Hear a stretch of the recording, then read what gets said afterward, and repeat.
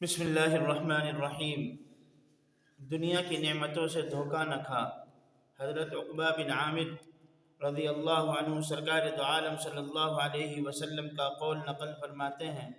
اگر تم کسی شخص کو دیکھو کہ اللہ نے اس کو اس کی پسندیدہ و مطلوبہ چیزیں عطا فرما دی، اس کے باوجود وہ نافرمانی پر قائم ہے، تو سمجھ لو کہ یہ اللہ کا انعام نہیں بلکہ استدراج، ڈھیل ہے۔ اللہ تعالیٰ ارشاد فرماتا ہے،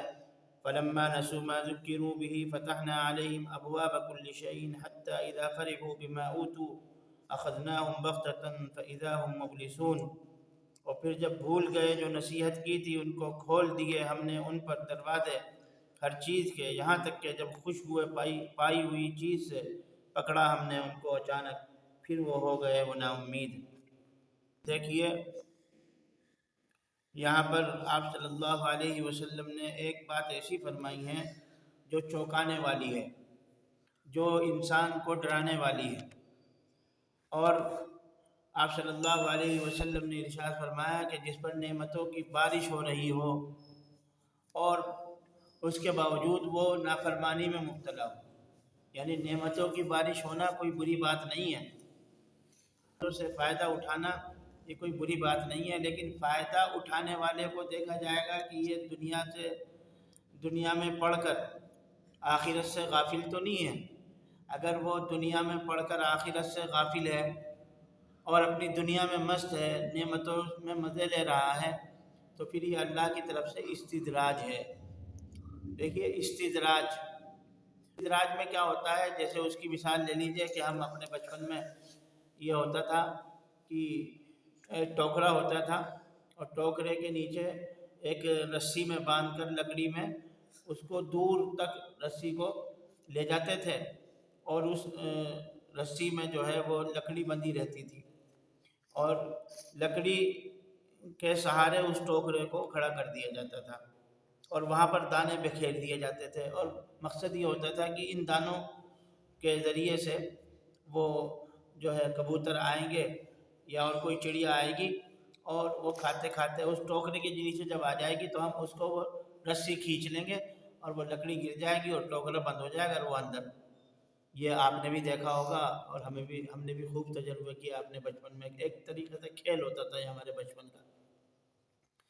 تو ایسے ہی اللہ تعالیٰ کرتا ہے کہ جب انسان کو پکڑنا ہوتا ہے تو اس کو خوب یعنی دیتا ہے نعمتیں، جب اس آدمی کو جو غافل ہوتا ہے اس آدمی کو بھی دیتا ہے جو اللہ تعالیٰ کا بندہ ہوتا ہے، جیسے حضرت سلیمان علیہ السلام، حضرت داؤد علیہ السلام، اور اسی طرح حضرت عثمان غنی، حضرت عبد الرحمن ابن عوف۔ لیکن یہ لوگ غافل نہیں تھے دنیا سے، لیکن جو غافل ہوتا ہے دنیا کی نعمتیں اٹھا کر اور وہ آخرت سے غافل ہوتا ہے، اللہ کی بات نہیں مانتا اور اس پر نعمتیں برس رہی ہوتی ہیں، تو سمجھ لو اللہ کی طرف سے ڈھیل دی جا رہی ہے،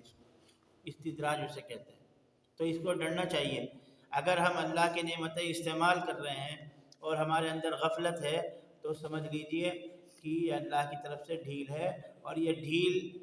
جب دی جاتی ہے تو کسی وقت بھی اس رسی کو کھینچ لیا جاتا ہے، اور اچانک سے جو ہے جب پکڑ آتی ہے تو پھر انسان کو سنبھلنے کا موقع نہیں ہوتا۔ تو اس لیے یہ حدیث اور یہ آیت فَلَمَّا نَسُوا مَا ذُكِّرُوا بِهِ، اس میں بھی یہی پیغام ہے کہ جب انہوں نے جو ان کو یاد دلایا گیا تھا اس کو بھلا دیا، انہوں نے اس آخرت کے سبق کو بھلا دیا، تو پھر ہم نے ان پر نعمتوں کے دروازے کھول دیے، اور پھر جب اس نعمتوں میں وہ مزے اڑانے لگے تو اچانک سے پھر ہم نے ان کی رسی کو پکڑ لیا اور اس کو جو ہے ان کی زندگی کو ختم کر دیا، ان کو تہہ تیغ کر دیا، تہہ بالا کر دیا۔ قوموں کی تاریخ ہمیں یہی بتاتی ہے کہ ہمیں اس سے سبق حاصل کرنا چاہیے، اور ان آیت سے، ان جیسی آیتوں سے اور ان جیسی حدیثوں سے اپنی زندگی کو سنوارنا چاہیے، سبق حاصل کرتے ہوئے اللہ کی طرف سے جو ڈھیل ملی ہوئی ہے اس سے فائدہ اٹھاتے ہوئے اللہ کے راستے میں پڑ جانا چاہیے، اللہ کی طرف لگ جانا چاہیے۔ تو اللہ تعالیٰ سے دعا ہے کہ اللہ تعالیٰ ہمیں ان باتوں کی سمجھ اور فہم نصیب فرمائے، فہم سلیم اور بصیرت سے نوازے۔ السلام علیکم ورحمۃ اللہ وبرکاتہ۔